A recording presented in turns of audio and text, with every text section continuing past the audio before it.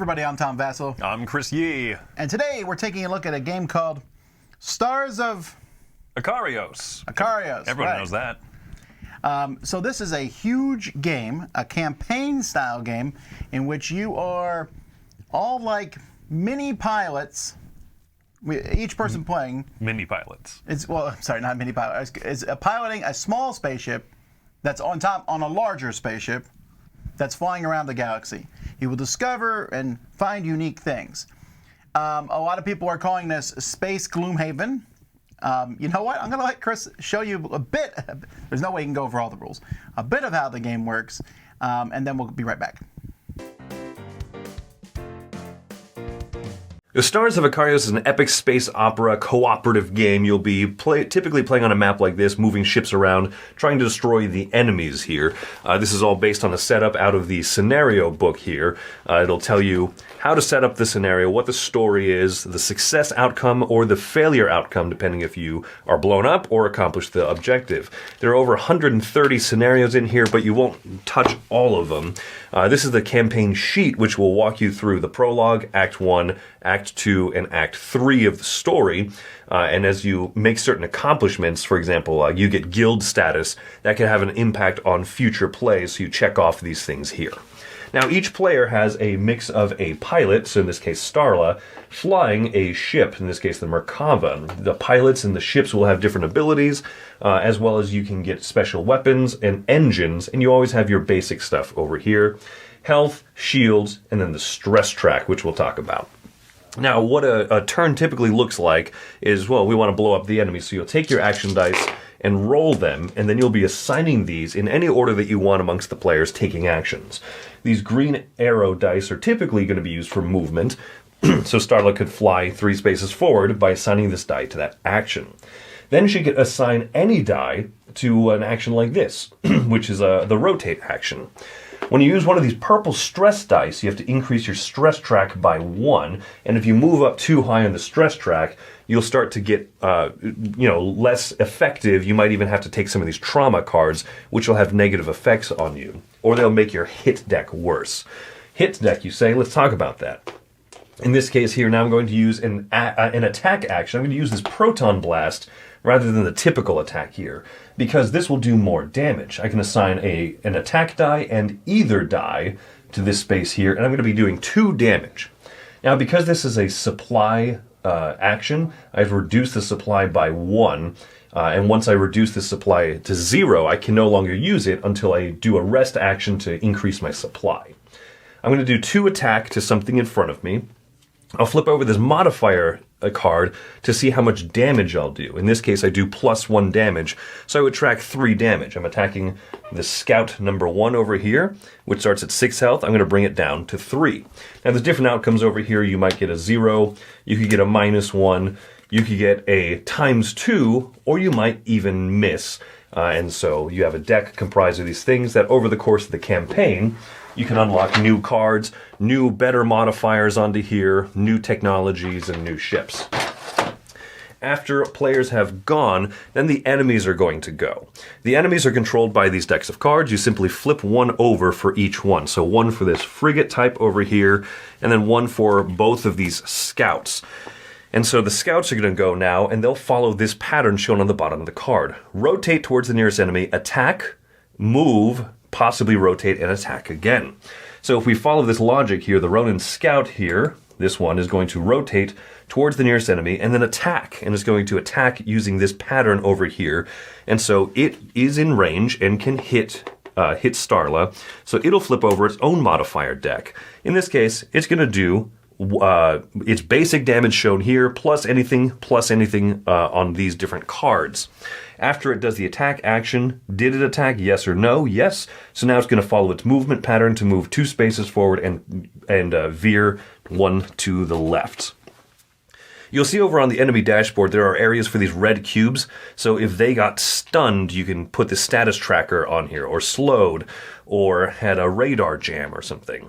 Enemies also have shields, and they also have hull. Once the enemies are brought down to 0 hull, they're destroyed and taken off the map.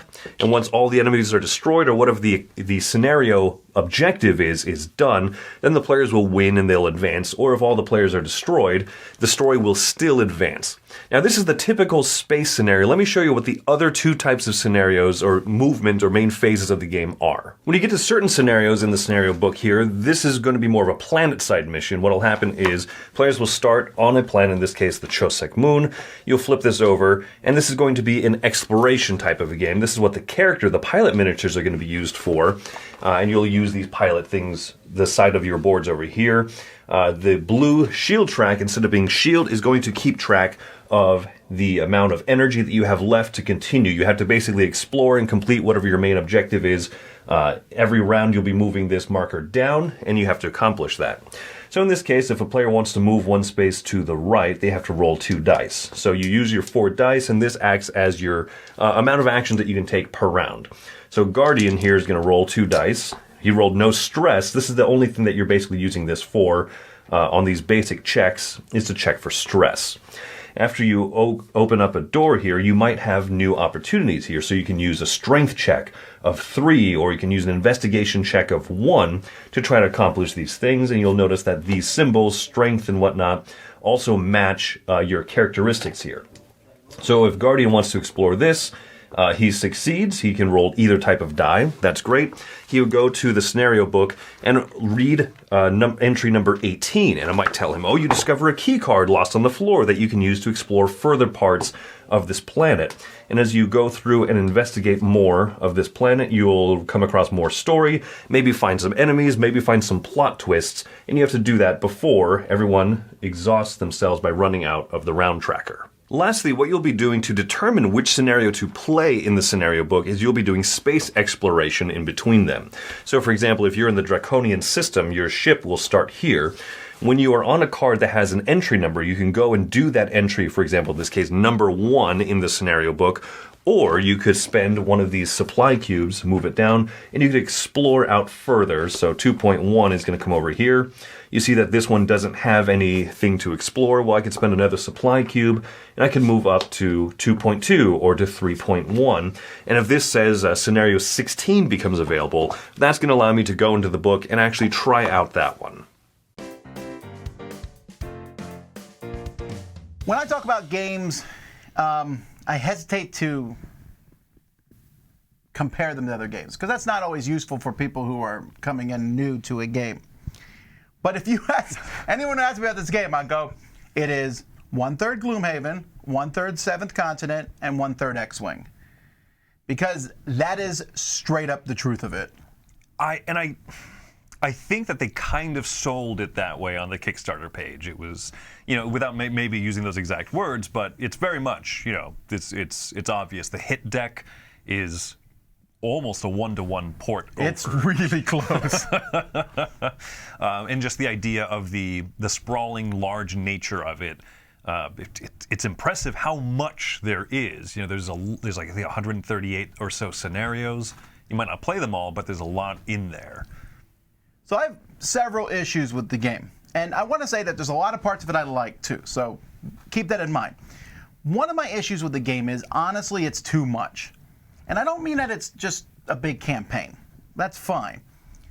But somewhere along the line, when people were going through this, someone needed to say, hey, we don't need this section. For example, the space exploration part. Waste of time. I was going to say the exact same thing. Also, we didn't play together, so... Right, yeah, but that was the first thing I thought that could have been chopped off of this game. I like the space fighting scenarios. I like the ground exploration scenarios, but the spend a cube to move one card over. Spend a cube to move another card over. You might run into an event card. It had a little bit of story on it and maybe a choice. All that could have been done in the book, and in fact is. You start the game off and you're in some, they call it training scenario, but it's an actual real life, not real life, but I mean it's like an actual thing you're dealing with, an emergency. As soon as it's done, it's like, what choice would you want to do now? And you make a choice. And Yeah. I think you make like 3 choices before you even get to the space thing, Yeah. which is just making those same choices. Yeah, it's a little bit of managing resources and then spending your currency to get more of those resources so you can keep flying more. That all is at most okay, and at worst, I think at worst what it does is that it clogs up table space. I like the fact that the map is decently contained. The normal space fighting map is not too big. The planet exploration stuff doesn't get too sprawling, but then you have to have that on the side, or that's an extra thing that you have to pack and unpack and kind of remember where you are in the star systems, because some of those get kind of big when you get to the later star systems in the future acts. But see, I also feel, and this is where I think you disagree, I felt like the land exploration, it looks cool when you build out the map, but you just keep feeling like, first of all, it's very lucky. Yeah. The rolling of the dice for the accomplishing the tests and things like that. There's often not a real good guide of where to go, or sometimes a really obvious one. Should I follow these bloody footprints, or should I go the other way? You know, things like that. And I just found it to be not interesting because of a bigger problem with the game is I don't think the writing is great. And I'm getting more critical on that in games these days. Like, we just played Oathsworn, where I thought the writing was phenomenally well done. Yeah. This game is fine. It's not terrible, but it's fine, and it is definitely hackneyed. The story is like, it starts out by being Top Gun in space a little bit, and it's just following tropes. I just didn't find it to be that interesting. There's a lot of tropes. I found that the story as the campaign went on was more interesting, but that opening scenario, I almost said, got it, skip the reading. And I'm glad I didn't, because I like kind of where it goes. In the later acts, there's a couple of ooh moments that, yeah, there's still a bit of a trope, but at least it's more interesting. I think it's a lot of work to kind of go through this whole thing, and maybe it's because I'm a board game reviewer and I had to take a lot of time out of playing other games to play through this one a lot.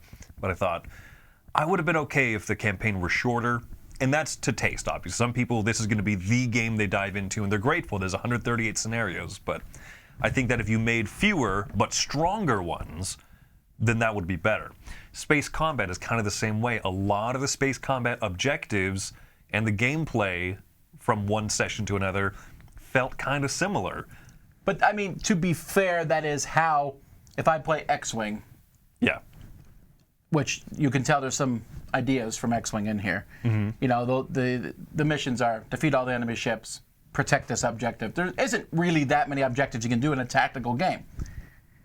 The space combat part is the best part of the game, which is good because it's also like 80% of the game. Absolutely. It's the most scenarios. I enjoy it. I have a lot of fun when I play. If you don't like the space combat, you will not like this game because you're just going to keep doing it. Like, the game starts out by saying, here's space combat. And then I was like, okay, now they're going to show me something else. They're like, nah, here's more space combat. And I was like, oh, we're doing it twice in a row. And they're like, how about doing it a third time? I was like, oh, okay. I thought there was other parts of this game. You said there was 7th continent in it. So it takes a while to get to that point. But the space combat is really interesting. It uses, again, War of the Ring dice placement ideas. And the idea of, what's the thing called? That your tension, is it? No, not tension. Your stress. That stress track. That's an interesting choice. Do I use the stress dice to do more things? Yeah. I like that concept. I also like everyone has very different ships. I have a cool special maneuver that you can't do. I have a different gun. As you go on, you unlock new technologies, new co-pilots, you know, that right side of your board where you slot those advancements and stuff in. I think that's really good, and I had a lot of fun as I became more different. I did play this solo. I played at 2 ships, and it was very fun to see those 2 ships kind of become more and more distinct over the campaign. Yes, and the game also doesn't delay on giving you upgrades. Yeah. You're getting new stuff a lot, so I was okay with that. It's not perfect, the space combat. There's not a lot of different enemy ships you fight against. And the enemy AI is not terribly threatening, I think is the word I would use. Pretty stupid. Well, sometimes, because they have like the enemy ship will go towards this objective, and then it will turn over a card that makes it veer in the other direction. But also, it's just weird sometimes how it works out. Yeah. Yeah, it's not the smoothest AI. It's not the smartest AI. It is smooth though, so you're spending more time doing your strategic turns. So in terms of that payoff, it's hard to say, right? Would you rather be something a little bit harder to run, but feels more menacing and threatening? Yeah, that's true. No, I liked beating them up because I mean that like mission 1. If you lose mission 1, put the game back in the box. I shouldn't say that because someone's gonna be like, I lost. But I found it to be fairly easy, and I was okay with that because I was still learning how the game played. Absolutely, yeah. The prologue is good. It's a good length of time, and it feels like you've accomplished something. Then it says begin Act 1, and you're like, ooh, I think that's good. I think I would like the enemies more though if they felt different. Even the ships themselves, I'm like, what is that ship? And I have to look at the card. And the production of the game, which we didn't talk about much, is pretty good. I like how slotting all the cards in and everything. But nothing looks super distinct to a new universe. We often talk about generic fantasy. This feels a little generic sci-fi to me. Yeah, I would agree with that, going to the story, going to a little bit of the design and everything. But I do like that player dashboard. It does have quite a bit going on all at once, and it's very readable. I like the little supply system. Yeah. You can take the rest action to resupply up, your best abilities. So of course I'm going to do that. I like that the weapons, some of them have a firing range or an arc. I like that some of them say you can blast anything within 3 spaces around you. Stuff like those tactical decisions feel very good in this game, but there's also definitely some production issues. There are scenarios that have a lot of typos or misspellings and misprints. There's a scenario that very unfortunately has the same paragraph repeated 4 times. You showed me that. That was really funny. Yeah, and so there's a lot of errata and clarifications online. If you don't use Board Game Geek, you wouldn't know that those are there, So there's some of those things that hold it back for me a little bit, even though the space combat's very fun. And unlike you, I find the ground exploration stuff to be fun because it's a diversion. It's something different to do in the game, and I like that it's there. I don't think it's necessarily super robust, but it's fun. I guess maybe that's what it is. I didn't like that you had to then use the tracks on the spaceship to mean something else. Yeah. It just felt tacked on. It felt like a stretch goal. I don't want to keep saying this about campaign games, but I do wish there was like a way just to play a game of this, because I think the combat's that interesting. Yeah, the combat's really fun. I just want to pull out and play a scenario, and you really can't, unless you're going to play that first training scenario all the time. This is a hard one to come down on, right? Because I want a space Gloomhaven. I'm not sure this reaches that point. I gotta give this a 6, and I know that's not great. It's fine. There's so much good in it, but it's too much. It's too big. There's too many pieces that needed to be trimmed down, and then there's too many problems. The scenario after scenario after scenario after scenario, which all start feeling the same after a while, and the difference is you, which is cool that my ship now is a new gun, because that's what I do. I go to a new scenario, and I didn't care what the ships were. I was like, I'm going to use this new gun I got somehow. Yeah. Or I'm going to use this new maneuver, even if it doesn't make sense. I'm going to do this weird flying maneuver because I want to see if I can pull some cool thing off. And it does. It's really cool. And it's also not too terribly hard. You mentioned that you played with 2 ships. I did too. It's not too terribly hard to solo this. Yeah, I think that's one of its strengths, for sure. In terms of rating, I came down on a 6.5. It's just really shy of something that I could wholeheartly recommend. I think that there's going to be an audience for this. I think that the idea of space Gloomhaven sounds so great, and I have to agree. There's a lot that could have been trimmed down. There's also some stuff that could have been gone over better with a fine-tooth comb. I get there's so much in here, but I wish that a little bit less and a little bit better what there was. And this could have been a home run for me. So 6.5, I think that's the best that I could go with it. Yeah, I'm definitely like when this company makes another one, I'm going to be there because I think they'll have learned from this. I think so. And we'll see cool things. And I know some people are also going to shout rip off and stuff because it is copying the Gloomhaven hit deck and all that. But I don't mind taking ideas like that and maneuvering with them. So I like to see more in this regard. But this is a good first effort for sure. It just isn't one I want to keep playing. Yeah, you're absolutely right. I'm really looking forward to what their next game is. I think it's the Mythwind game. You know, it's that same company, and they have a lot of good stuff going on here, right? I know hearing a 6 and a 6.5, and we talked a lot about the shortcomings of it, but what's good in here is really good. Yeah. So that's Stars of Akarios or Akairos, or you know what, doesn't matter. Close enough. Until next time, I'm Tom Vasel. I'm Chris Yi. And you've been watching The Dice Tower.